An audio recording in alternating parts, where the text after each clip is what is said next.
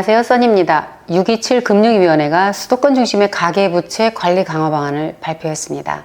이는 곧 대출 규제 방안인데요. 이번 방안은 사실상 갭투자 방지책입니다. 서울과 수도권 지역의 가격이 지난번 하락을 벗어나면서 다시 종전 가격을 넘어서고 주변까지 확산되고 있었어요.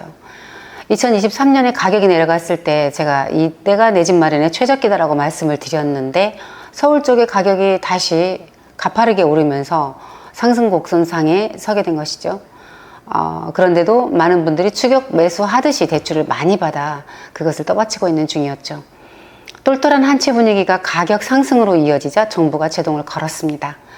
다만 안타깝게도 이러한 대책들이 실거주로 내 집 마련을 하는 분들에게조차 기회를 상실하게 되는 것이 아닌가 우려가 됩니다. 실거주도 이번 대출이 줄면서 현금 마련이 더 커졌어요. 꼭 고소득자가 아니더라도 적은 돈이지만 열심히 일을 해서 돈을 모으고 있는 이 젊은 친구들이 많죠. 내 집 마련의 꿈을 이룰 수 있다면 얼마나 좋을까 싶습니다. 그런 사람들에게조차 이번 기회가 의욕을 상실케 하는 것이 아닌가 싶습니다. 자, 그래서 이번 영상에서는 금융정책의 기본 골자와 또 그 규제 이후 내 연봉으로 얼마까지 대출이 가능한지, 그리고 어떻게 해야 대출을 최대한 잘 활용할 수 있을지에 대해서 알아보려고 합니다. 여러분, 그런데 이번에 대출 규제가 오히려 무주택자들에겐 기회가 될 것입니다. 이번 규제는 대출금을 6억 원으로 제한하고 조건부 대출, 즉 전세와 매매 잔금을 같이 치르는 것을 금지하는 것이에요. 실거주 할 수 있을 때만 대출을 해주는 겁니다. 실거주 할 수 있을 때 대출을 해주는 것인데, 이 정책의 주요 내용을 좀 볼게요. 첫째, 무주택자 포함한 갈아타는 1주택자들에게도 LTV 70%까지만 대출이 나옵니다. 2주택자 이상은 아예 대출이 나오지 않습니다. 또 만약에 처분 조건으로 집을 갈아탄다 하는 경우에도 6개월 이내에 전입하셔야 합니다. 둘째, 주담대 대출 만기는 30년으로 한다. 종전 40년, 50년은 없어집니다. 셋째, 수도권 규제지역 내 소유권 이전 조건부 전세대출 금지. 자, 이것은 매수자가 전세 보증금을 함께 매매당금을 치르는 것을 금지하는 것인데요. 사실 제가 갭투자 설명할 때에 저 같은 경우도 기존에 살던 집이 빠지질 않아서 임차인의 전세 보증금과 제 대출금을 함께 해서 잔금을 치렀습니다. 이런 것들이 불가해진다는 거죠. 자, 넷째, 주택 구입 목적의 주담대 대출을 6억 이하로 제한한다. 종전에는 총액의 제한이 없었는데, 그래서 이것으로 20억 원 가까운 주택의 경우도 10억까지 대출을 받아서 전세금을 받아 잔금을 치를 수 있었어요. 그런데 이제는 불가해지는 거죠. 다섯째, 정책 자금 대출도 한도가 축소됩니다. 생애 최초 대출인 디딤돌 한도가 3억에서 2억 4천으로, 신혼은 4억에서 3억 2천으로, 신생아 특례의 경우도 5억에서 4억 원으로 축소가 됩니다. 전세 대출인 버팀목의 경우도 4천만 원에서 6천만 원까지 대출이 줄어들 예정이에요. 자, 그럼 연봉에 따라서 대출 한도가 얼마나 달라질지 보도록 할게요. 3천만 원의 연봉인 경우는 종전의 2억 1천만 원이 1억 8천만 원으로, 연봉 5천 원의 경우는 3억 5천에서 3억으로 줍니다. 연봉 8천의 경우는 종전에 5억 6천만 원까지 대출이 나왔었는데 지금은 5억까지로 제한이 되고요. 1억의 경우도 6억까지 대출이 나옵니다. 6월에 매매가 4억 원 하는 30평형의 아파트를 구입하는 고객이 계셨는데요.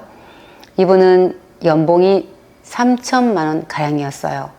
2억 1천만 원까지 대출을 받아서 진행을 했는데, 이번에 스트레스 DSR 3단계가 적용이 되면 대출 한도가 3천만 원 가량 더 줄게 됩니다.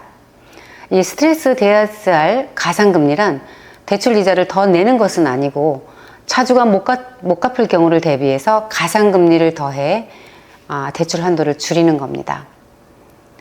이렇게 대출 한도가 줄는데 어떻게 기회가 되겠냐고 생각하실 수 있겠죠. 맞습니다. 대출 한도가 10% 축소되게 되면 실제 구매 자금으로는 부족해질 수 있겠죠. 예전에는 정책자금으로 4억 원짜리 집에 8천만 원이 있으면 입주가 가능했지만 지금은 추가 자금 4천만 원이 더 필요해진 상황입니다. 이러다 보니 이번 시장에서 이런 일들이 일어나고 있었어요. 7월이면 대출 규제가 나온다 하니 그 전까지 무조건 서울이나 수도권 쪽으로 집을 사서 들어가야 한다. 제가 보기에 가격이 정고점에 가까워져 있거나 또는 그 이상인 곳이 있었는데 무리해서 들어가는 경우가 있었죠. 또 젊은 친구들이 대출이 나올 때 집을 사자 이런 분위기가 있었어요.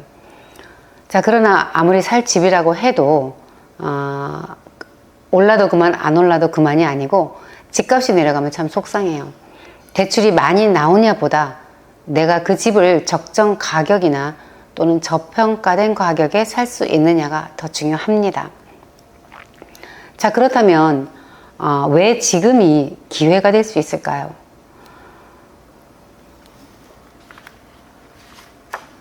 서울 수도권 중심의 상승세를 정부가 더 이상 방관하지 않겠다는 의지이기 때문에 고가 주택의 가격이 어느 정도 횡보할 수 있습니다.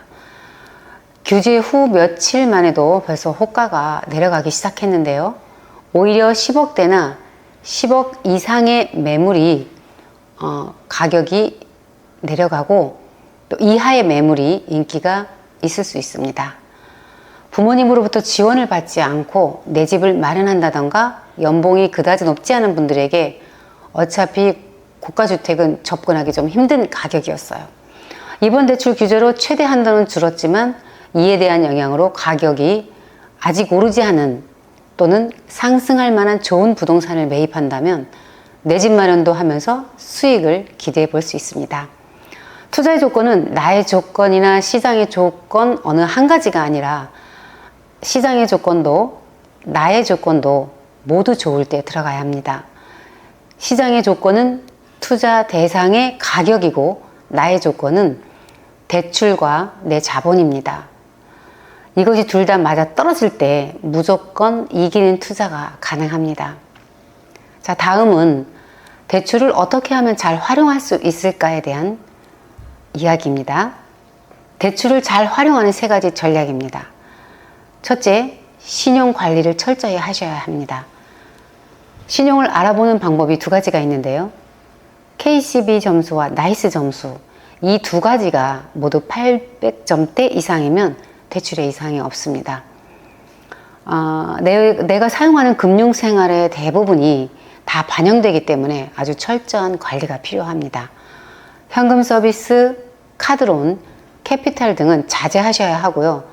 대출을 준비 중이다 할 경우는 최대한 상환을 해서 주택을 매입하는 데 지장이 없도록 하셔야 합니다.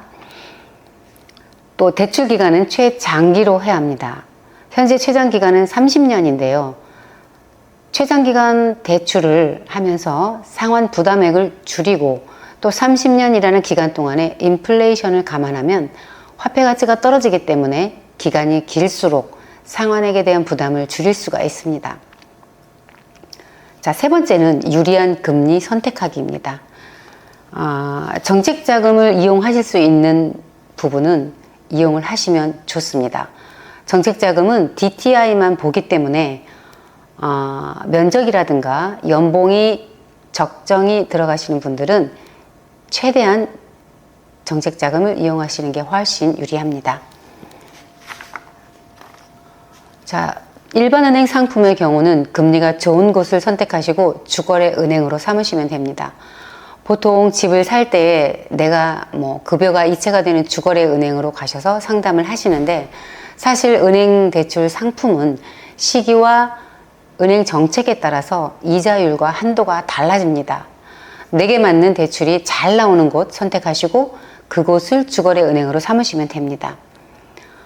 대출 상품 유형을 하실 때는 보통 3년이나 5년 고정금리로 하고 그 이후부터 변동금리를 선택하는 것이 유리합니다.